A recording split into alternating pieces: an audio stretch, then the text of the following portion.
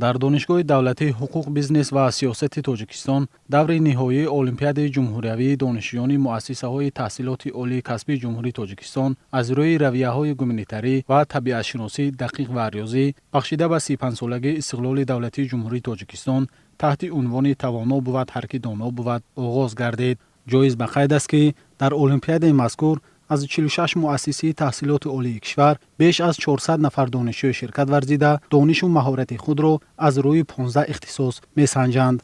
این چهاربینی المپیاد جمهوریوی بین دانشجویان مؤسسات تحصیلات عالی کسبی از روی دو رویه فن‌های گومانیتری و طبیعی ریاضی در دایره 15 فن تعلیمی برنامه‌های فراگرفته مؤسسات تحصیلات عالی کسبی دایر شده ایستاده است.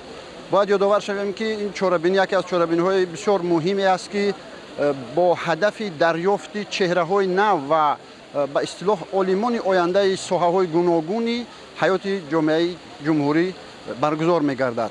المپیاد جمهوریوی در دو دور از روی ترتیبات گذرانده می‌شود. دور اول در مؤسسات تحصیلات عالی کسبی می‌شود و دور دوم البته سطح جمهوریوی است. از روی معلومات پیشکی که مؤسسات تحصیلات عالی کسبی برای ما منظور کردند از روی 15 فنی تعلیمی نه کمتر از در هر یک مؤسسه نه کمتر از 200 نفر حساب کنیم که بیشتر از 2000 دانشجو در این چهاربینی علاقه قوه آزمودند، سنجیدند و بهترین ها علاقه به این دور راه خط گرفتند.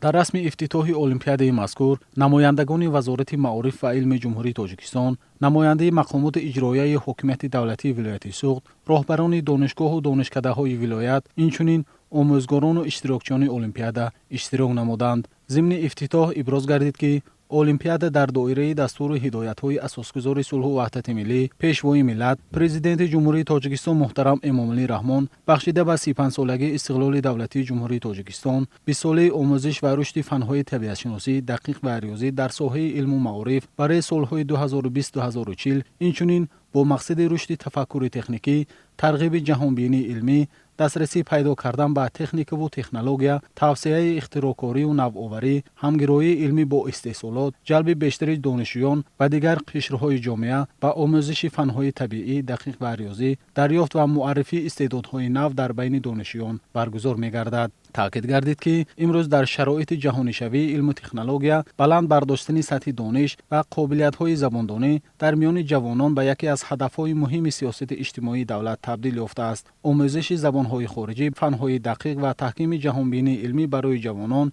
امکان وسیع رشد و رقابت‌پذیری در بازار جهانی مهنت را فراهم می‌آورد. از اینجاست که توجه حکومت جمهوری تاجیکستان و پیشوای ملت محترم امامعلی رحمان به این سمت روز به روز بیشتر می‌گردد.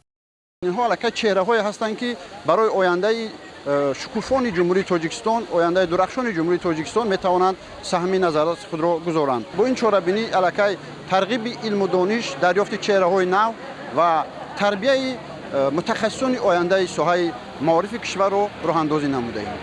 المپیاد با مقصد بلند برداشتن مهارت کسبی خوانندگان در روند فعالیت علمی و تعلیمی بخشیده شده است. تاکید گردید که پیشرفت هر دولت از ذخیره‌های ذهنی و رشد تفکر ساکنان مملکت وابسته بوده، در عین زمان علم‌های دقیق، تفکر تکنیکی، تکنولوژی معاصر و جهانبینی اطلاعاتی به عامل پیشبرنده اقتصادیات و آینده جامعه تبدیل یافته است. دور نهایی 2 روز سنه‌های 7 و 8 می برگزار می‌گردد. در جنبه است غالبان با افتخارنامه، سپاسنامه و تحفه‌های مالی و پولی قدردانی می‌شوند.